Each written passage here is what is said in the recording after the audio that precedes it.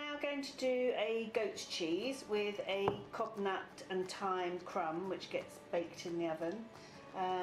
This you can just buy a regular little goat's cheese round and cut it in half. If you wet a knife, first of all, when you're cutting a cheese like this, you get a beautiful clean cut as opposed to it breaking up. And then got a tiny pinch of Maldon salt in there, and again a little bit of cold water when you're beating egg will help it mix together properly.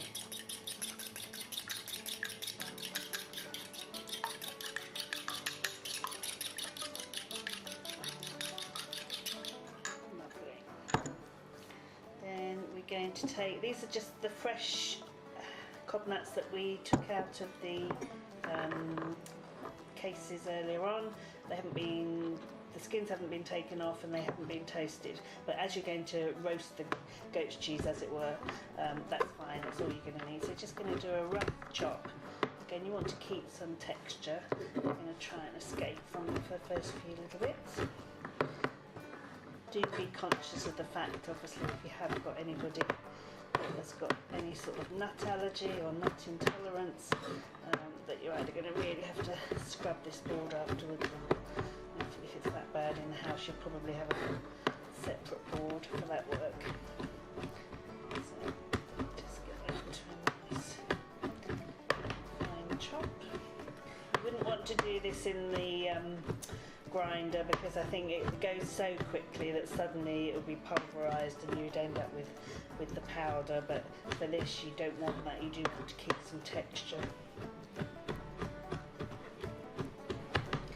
So that's nice and finely chopped, and we're going to pick a little bit of fresh thyme as well.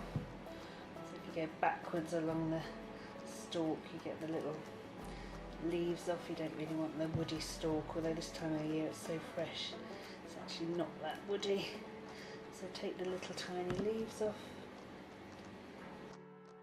Now we're going to just chop the fresh thyme through the cobnuts. This is a great little starter, these crumbed goat's cheese. You can serve it with beetroot. Big fashion at the moment is all the sort of pickles, kimchis and things like that, so it cuts through goat's cheese really well.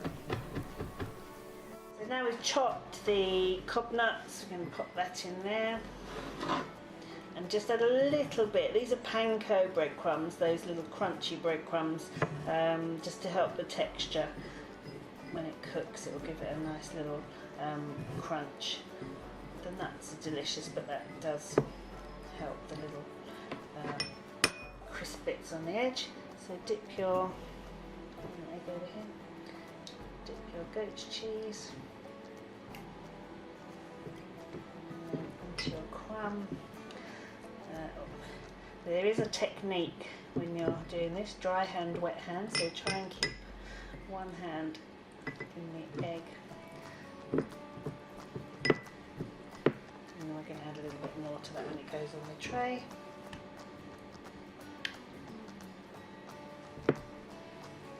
Just like that. A bit more.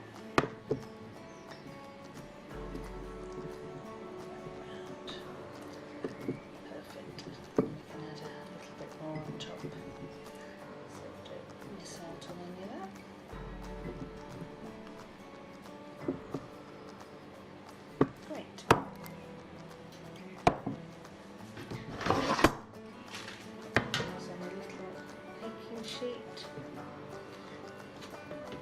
You don't really need to put any oil on these because there's the natural oil coming out from the nuts, and then we're just getting the cheese obviously is going to start melting, so we're going to put these in the oven for about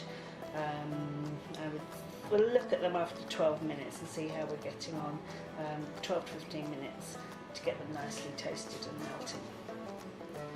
The I've got the crumb on. We're going to pop those in the oven, again a hot oven at about 200 degrees. We're going to look at them after about 12 minutes. What you want is nice toasted colour, and you want the goat cheese to begin to melt in the middle.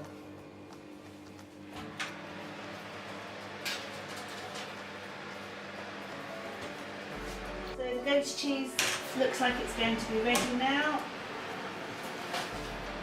Cobnuts have gone beautiful golden brown on top, and you can just see it's beginning to bubble out of the sides there. And when you touch it, it's got that lovely squidgy sensation. So I'll just leave that to rest for a little bit, and then we can plate that up. So we've got the goat cheese that was baked with the little cobnut crumb, and now we just put it on a simple leaf salad, a little bit of beetroot, and then this dressing is with raspberry and chipotle vinegar and a little bit of local rapeseed oil, and that makes a delicious light lunch or a starter.